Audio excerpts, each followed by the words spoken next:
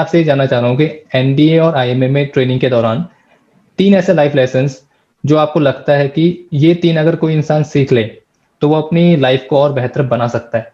एक चीज जो एनडीए में मैंने सीखी वो है इंडिपेंडेंस। ठीक है, एनडीए में आपको सरवाइव करने के लिए इंडिपेंडेंट होना पड़ेगा, नहीं तो आप बहुत जल्दी वहां से भाग जाओगे। ठीक है, वहां बहुत बहुत तगड़ा ट्रेनिंग चलता है। उधर उधर उधर सरवाइव करने के लिए ही आप अपना रिटन एग्जाम पास कर लिया, आपने अपना एसएसबी पास कर लिया, आपने अपना मेडिकल पास कर लिया और आप एनडीए पहुंच गए, तो आपकी कहानी वहां से शुरू होगी। आप एक बार एनडीए के दरवाजों में अंदर आ गए तो उसके बाद वहां कहानी शुरू होती है। ट्रेनिंग बहुत ही टफ है। इनफैक्ट दुनिया में उस एज ग्रुप के कैडेट्स की कहीं उतनी टफ ट्रेनिंग नहीं चलती। जो हमारा कैंप रोवर्स वगैरह जो है वो world toughest camp in that age group होता है। एनडीए में आते ही पहले तोड़ा जाता है आपको, क्योंकि आप बहुत सारी चीजें सीख के आते हैं कि आलू नहीं खाना है, प्याज नहीं खाना है, ये नहीं करना है, वो नहीं करना है। ठीक है, इतने बजे उठूंगा, इतने बजे करूंगा, मम्मी आएगी, मेरे नाखून काटेगी, मेरा बिस्तर बनाएगी, मेरे लिए खाना परोसेगी और मैं अपने किताब खोल के पढ़ाई करूंगा महाराजा की तरह। ठीक है, तो एनडीए में ऐसा नहीं चलता। एनडीए में सब कुछ आपको खुद करना पड़ेगा। आपको हर जगह अपने टाइम से खुद पहुंचना पड़ेगा, नहीं तो आप इतना रगड़ा खाओगे कि बहुत जल्दी वहां से भाग जाओगे। ठीक है, एक बंदा सबसे आगे भाग रहा है और 1 किलोमीटर पीछे आ रहे हैं तो फेल है। तो जो फर्स्ट आता है उसको तो पहले उसका भूत बनाते हैं कि तू इधर आ जा, तू कहाँ भाग गया इधर दूसरों को छोड़ के। ठीक है, तो ये कोस्टमेट स्पिरिट, ब्रदरहुड एक चीज सिखाई जाती है जो आगे जाके हमारे सर्विस में जब हम लड़ाई में जाते हैं या साथ लड़ाई के लिए तैयारी करते हैं तो उसमें बहुत काम आती है। तो ब्रदरहुड इज वन लेसन जो मैंने सीखा। गोली चलनी शुरू हो गई और पीछे देखा सब भाग गए तो कहाँ से लड़ाई जीतोगे, है कि नहीं। तो ब्रदरहुड रहता है। ठीक है, बनाया जाता है वो ब्रदरहुड। एक आदमी ने गलती की तो अगर 30-40 लोगों का कोर्स है तो 30-40 लोग सब एक साथ उसी आदमी के गलती के लिए सब रगड़ा खाएंगे। तो ऐसे चलता है। एक आदमी ने खाना नहीं खाया तो ये सिखाया जाता है कि कोई खाना नहीं खाएगा। तो क्या होता है कि जो सबसे कमजोर होगा उसको सब लोग पुल अप करते हैं, इनकरेज करते हैं, मोटिवेट करते हैं, लात घूसे मारते हैं और खींच तान के उसको पार कराते हैं। ठीक है, तो धीरे धीरे बंदे की खुद की क्षमता बनती है और पूरी टीम, पूरा कोर्स एक साथ आगे बढ़ता है ऐसे करके। कहने का ये मतलब है लास्ट में कि मैंने ये सीखा एनडीए में, कॉन्फिडेंस, ब्रदरहुड और नथिंग इज इम्पॉसिबल। ये चीज मैंने एनडीए में भी देखी, ये चीज मैंने आईएमए में भी देखी और ये चीज मैंने स्पेशल फोर्स में तो कूट कूट के देखी है। अगर आप देखें तो हमारा एक बलिदान बैज होता है, ठीक है, जो हम पहनते हैं छाती पे। वो बलिदान बैज एक्चुअली क्या होता है, वो आदमी ऑथराइज है पहनने के लिए जिसने खुद ऑपरेशन में खुद जाके खुद ठोका हो। बलिदान जो लिखा हुआ है, शुद्ध हिंदी में लिखा हुआ है बलिदान।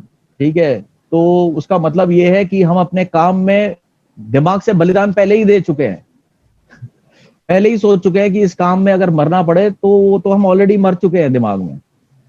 तो जब मौत आएगी तो हम 2 बार सोचेंगे नहीं कि मेरे को जीना है या मरना है। ठीक है, उसको भी गोली मार देंगे, मौत को भी।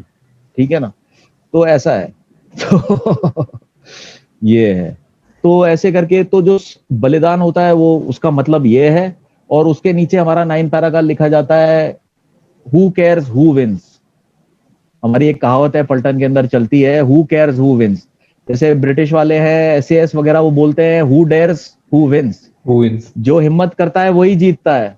हम लोग कहते हैं यार कि हमें कोई फर्क नहीं पड़ता कि ये हिम्मत और गेम और वो, हमें बस हमें कोई फर्क नहीं पड़ता हार जीत का, हमें गेम खेलना है बस। ठीक है, हमने ये काम करना है, ये हमारी ये हमारा धर्म है, ये हमें करना है बस। एक काम सौंपा गया है और जो देश हम पे भरोसा करके बैठी हुई है, ये काम हम मर के भी पूरा कर देंगे, पर काम पूरा होगा।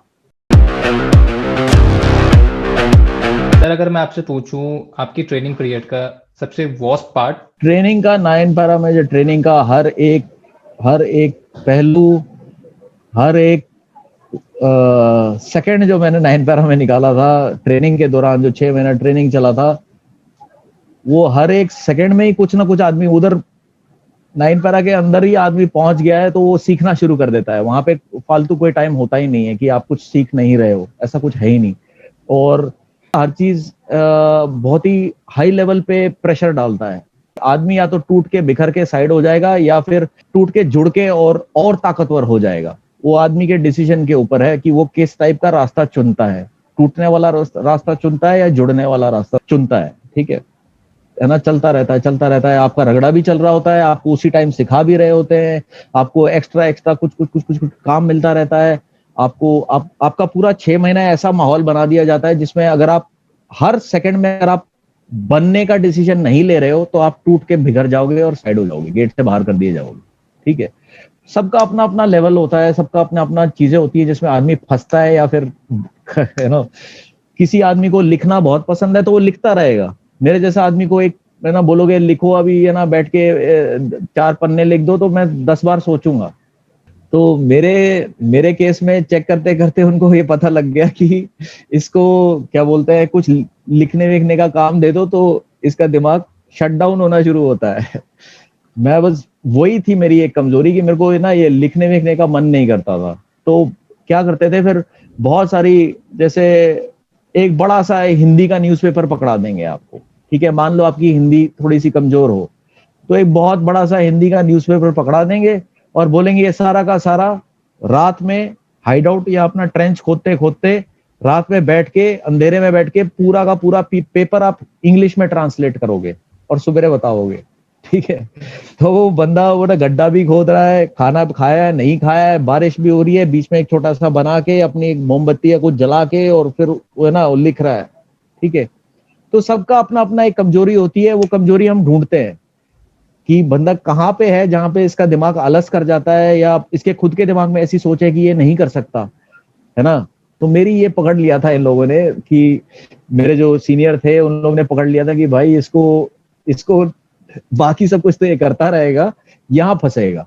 तो मेरे को काफी काफी काम देते थे। मैं काफी बर्फीले इलाके में था और काफी खतरनाक इलाका था, वहां पे लाइट वाइट वगैरह कुछ नहीं होती थी और पूरा मतलब 6-6 7-7 फुट की बर्फ पड़ी रहती थी। तो उस माहौल में पूरा दिन मतलब सुबह 3:30 बजे मेरा शुरू हो जाता था, है ना, 20 kg का पिट्ठू लग जाता था और ये करता था वो करता था। और जहां भी दिन में मैं घूमता था तो मेरे साथ एक मेरे सीनियर होते थे, वो मुझे काम देते रहते थे कि वो बोर्ड देख रहा है, उस बोर्ड पे 10,000 शब्द लिख देना, वो पत्थर देख रहा है, उस पत्थर के ऊपर 20,000 शब्द लिख देना, वो जो क्या बोलते हैं माउंटेनियरिंग का ये टेक्निक होता है इसके ऊपर 1 लाख शब्द लिख देना। ऐसे करके करके पूरा दिन मेरा चक्कर चलता रहता था और मेरे को शब्द मिलते रहते थे कि इतने इतने शब्द लिख देना। तो रोज मेरे पास 1,00,000 1.5 लाख से 2 लाख शब्द लिखने होते थे मेरे को, किसी टॉपिक के बारे में, उसके बारे में रिसर्च करके पढ़ के और समझदारी वाली चीज लिखनी होती थी। तो पूरा दिन का ट्रेनिंग करने के बाद मैं रात को एक वो हरिकेन लैंप होता है उसको जला के मैं लिखता था। वो लगा मुझे सबसे टफ।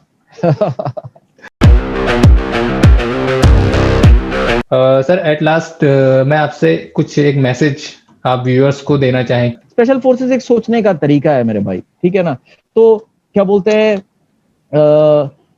आप काम ऐसे करो, छोटे छोटे चीजों से अपने सपनों का घर बनाओ, छोटे छोटे चीजों से अपने आप को अपने सपने का है ना वो बनाओ, क्या क्या बोलते हैं राजकुमार।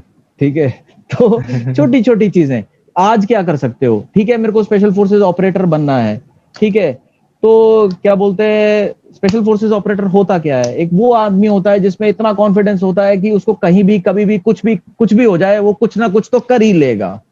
ठीक है ना। और बस यार ये मत सोचो कि मैं स्पेशल फोर्सेस ऑपरेटर बन पाऊंगा या नहीं बन पाऊंगा, वो आपको कोई बनाने वाला नहीं है। आप एक स्पेशल फोर्सेस ऑपरेटर बनो, दूसरों का इंतजार मत करो अपने आप को कुछ बनाने के लिए। खुद रोज रोज, ठीक है, आज आपके पास पैसे नहीं है कि आप कराटे कुंफू या जो भी है बॉक्सिंग एमएमए सीखने का आपके पास शायद पैसे ना हो, पर आपके घर के आसपास कोई तो ऐसा होगा जो शायद जानता होगा, या वो जो एमएमए है उसके रिंग के पास कहीं खड़े हो जाओ, है ना, वहां पे नौकरी ले लो, एक वहां पे रोज झाड़ू पोछा करना शुरू करो, अपने आप वहां पे आपको कोई ना कोई मिल जाएगा जो आपको सिखाना शुरू कर देगा और 5 साल बाद आप एक टॉप लेवल एमएमए फाइटर रहोगे। ठीक है, तो कहने का ये मतलब है कि है ना, ताजमहल एक दिन में बनाने की कोशिश मत करो। वो लोग जो ताजमहल एक दिन में बनाने की कोशिश करते हैं वो सपने देखते हैं, एक्शन नहीं करते। तो रोज रोज अपने आप को बनाओ। स्पेशल फोर्सेस वो आदमी होता है जो अपने आप को और बनाता रहता है, अपने कमजोरियों को कम करता जाता है और अपने ताकत को और बढ़ाता जाता है। वो एक स्पेशल फोर्सेस आदमी होता है और वही आदमी कभी भी कुछ भी कहीं भी कर सकता है।